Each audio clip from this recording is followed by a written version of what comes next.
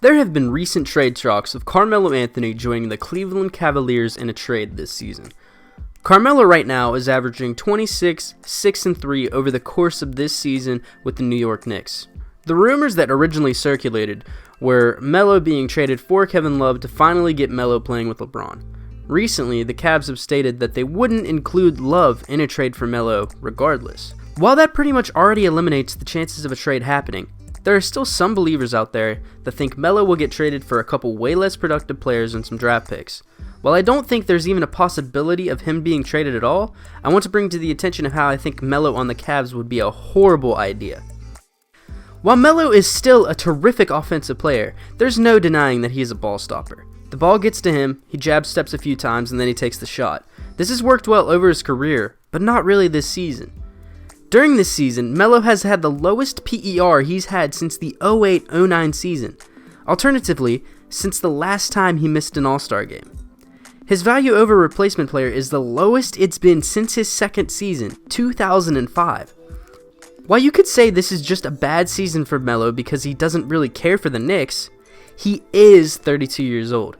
He is aging and isn't exactly the same type of player as LeBron. He relies on his shot, and it just isn't falling this season. And who's to say it won't in the future?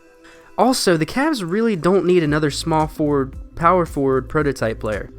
They have LeBron and Love, with good replacements for what they need in Jefferson and Fry. While Melo is obviously an upgrade over those two in many more ways than one, that isn't what the role players of the Cavs should be playing like. And yes, if Melo were traded to the Cavs, he would become a role player. To use another example, we saw what happened with Bosh in the past. Bosh was a prominent All-Star in 2009 before joining the Miami Heat. Once he became a part of the Heat, you could see his numbers drop and not fulfill what he used to do. This forced him into a role-playing position, and while he still produced, he was not the player he used to be. Also, another question would be, where would Melo fit in the lineup? Would Melo start? With LeBron and Love, you already have players fulfilling that small forward and power forward position like I said before.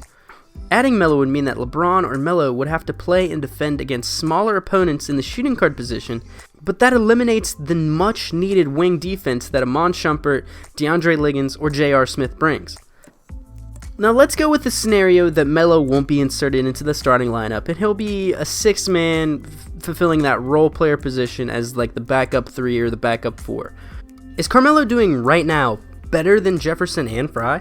Some would say yes, some would say no, because I personally believe that Fry and Jefferson are fulfilling the role, pretty decently well for what the Cavs are doing. I know they didn't do very well in January, but they did beat the Golden State Warriors with Fry and Jefferson. So I truly believe that if Melo were to come in, it wouldn't be that much of an upgrade. And even if it were that much of an upgrade, is it worth the price of admission? So let's see the scenarios where Melo could be traded to the Cleveland Cavaliers. Melo this season is making $24 million, and it's just going up the next 3 years. In 2017-18, he's going to be making $26 million, and in 2018-19, he'll be making $28 million. Now, right now, LeBron is making $30 million. Next season, he'll be making $33 million. He'll probably end up denying his player option and getting another contract that is around 2 years, 70, 80 million. But right now, Melo is almost making as much as LeBron James, which, if you compare their numbers, it shouldn't even be a contest.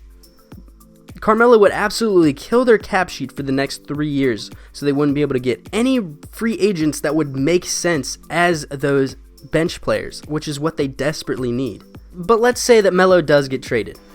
He would have to be either traded from 4 players, roughly 2 of them, JR, Channing Frye, Kyle Korver, or Iman Shumpert. Of course, Kyle Korver is not available right now, but let's say in a month, whenever Kyle Korver is available to be traded, he gets traded.